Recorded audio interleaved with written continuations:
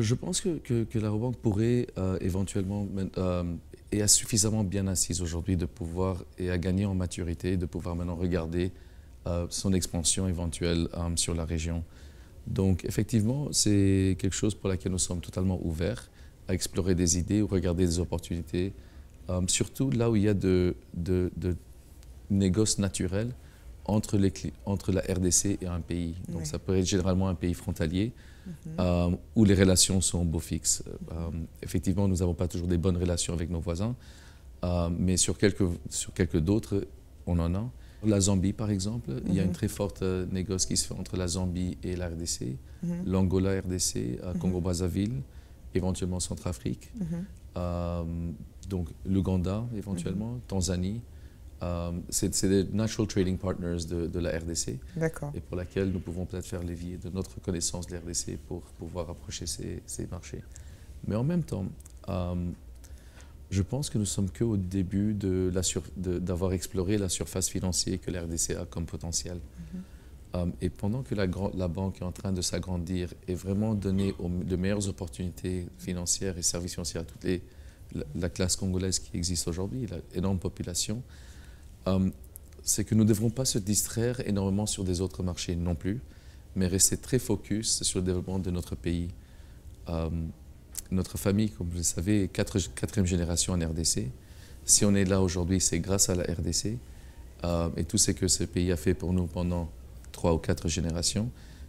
C'est très important que nous soyons dans une logique de giving back et aider le pays à se développer et surtout les compatriotes de ce pays.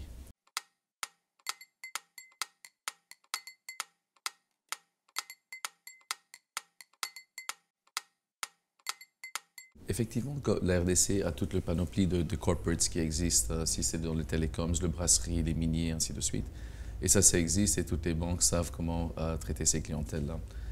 La partie un peu plus scientifique et intéressante, je vais même dire important et stratégique pour nous les banques dans notre environnement, c'est justement la formalisation de PME.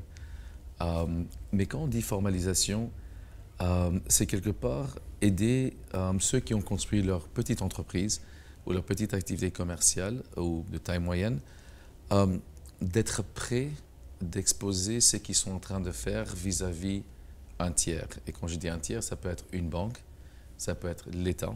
La première étape de la formalisation, c'est obtenir un registre de commerce. Donc il y a plein d'activités économiques qui n'ont pas encore même ce niveau de formalisation. Mais tout se fait dans la vie par l'incitation. Alors, d'aller convaincre un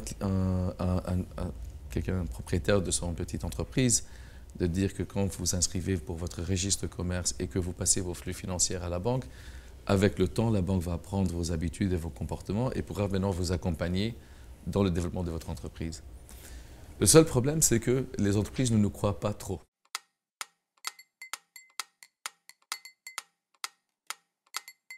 Typiquement, ils disent Moustapha, si vous me faites confiance, fais-moi du crédit, mais je ne passerai pas mes flux par la banque, mais je vous garantis que chaque mois, à échéance, vous allez être remboursé de votre crédit. Donc je pense que c'est très typique.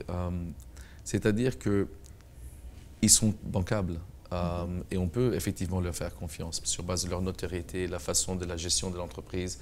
Vous voyez qu'il y a de sérieux.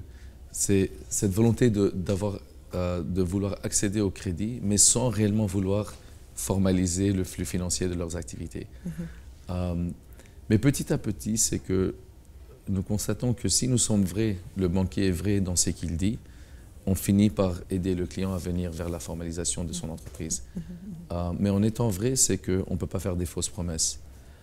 Et une fois qu'on donne un commitment vis-à-vis le client, il faut vraiment qu'on livre sur cette commitment.